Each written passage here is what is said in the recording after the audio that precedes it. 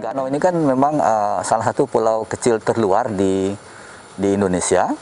Itu dari 95 pulau terkecil terluar itu, Enggano itu nomor 4 terluas di Indonesia. Jadi potensinya memang sangat luar biasa.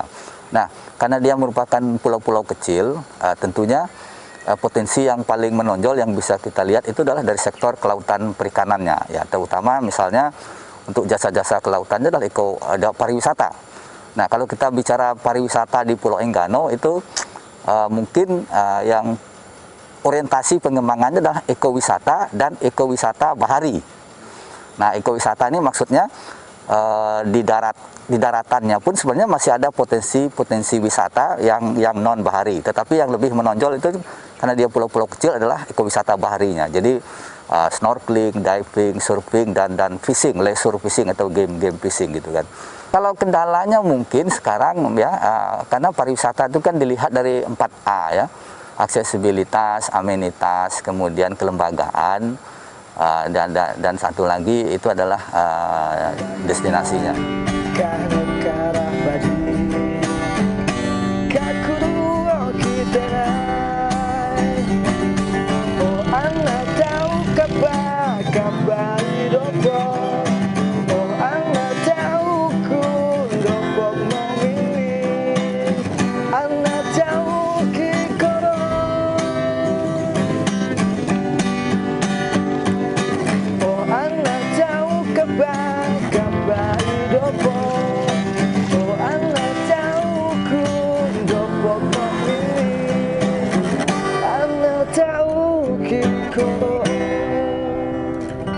Dari desa itu setiap tahun dianggarkan untuk kegiatan beberapa kelompok pemuda.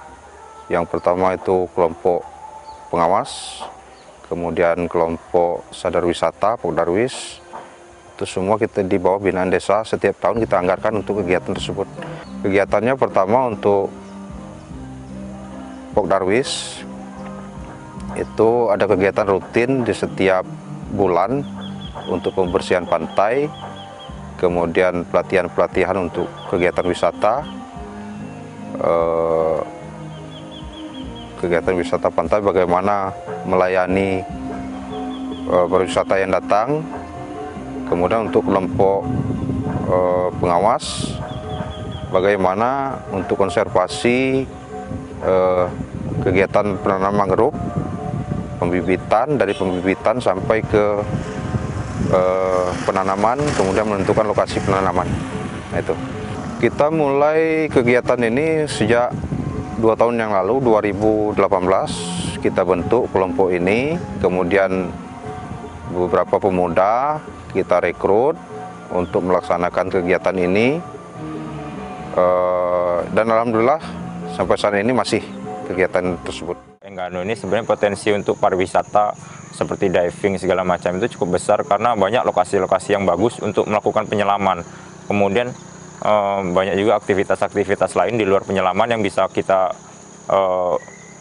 datangi di sini, seperti masuk goa, di sini ada goa gitu kan, seperti main ke Bak Blau, main ke Batu Lobang, itu daerah-daerah yang terkenal di sini sebagai pariwisatanya.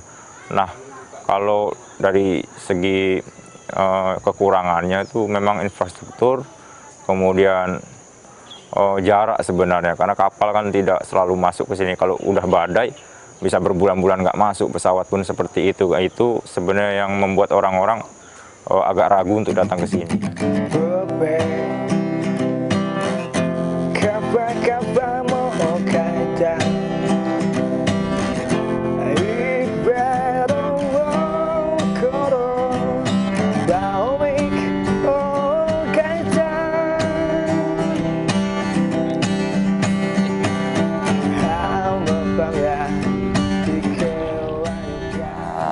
Destinasinya dari destinasi sebenarnya bagus ya, kemudian aksesibilitas sekarang tidak seperti dulu, sebenarnya sudah cukup bisa menopang gitu. Mungkin sekarang kelembagaan pengelolaan baik di tingkat masyarakat bawah maupun pemerintah itu yang belum mungkin harus diperhatikan.